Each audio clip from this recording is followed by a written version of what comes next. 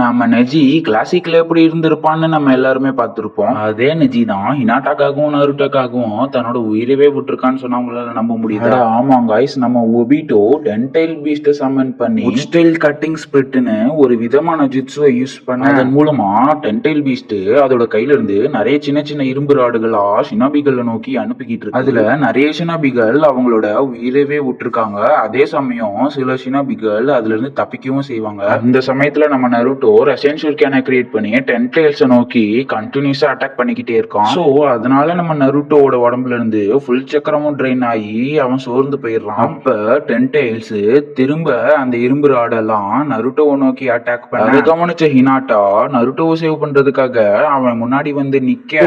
அப்ப எந்தெந்த ராட்ஸ் எல்லாம் நருட்டோவையும் ஹினாட்டாவையும் நோக்கி வருதுன்னு தெரிஞ்சுக்கிட்ட நம்ம நெஜி இவங்க ரெண்டு பேத்தையும் காப்பாத்துறதுக்காக அந்த ராட்ஸ் எல்லாம் தன்னோட முதுகுலயே வாங்கி உயிரவே விட்டுருப்பான் நம்ம நெஜி. ஸோ இந்த மொமெண்ட்டை பார்த்தா நம்ம எல்லாருக்கும் ஒரு நிமிஷம் ஹார்ட்டே பிரேக் ஆயிருக்கும்.